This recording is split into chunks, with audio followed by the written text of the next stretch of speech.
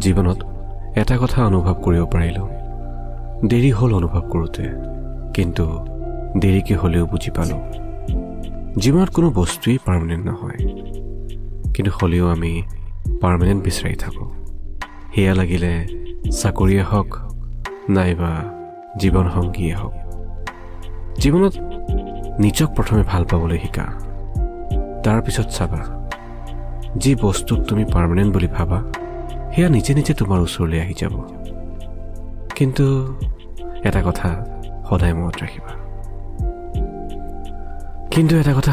ৰাখিবা কোনো বস্তুৱেই পাৰ্মানেণ্ট নহয় আমাৰ জীৱনটোও নহয় সেয়েহে ভাল পোৱা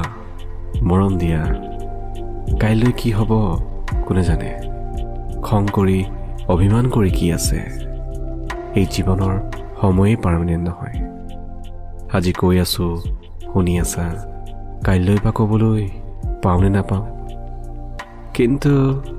এটা কথা সঁচা জীৱনটো পাৰ্মানেণ্ট হ'লেও বা নহ'লেও ভাল মই তোমাকেই পাওঁ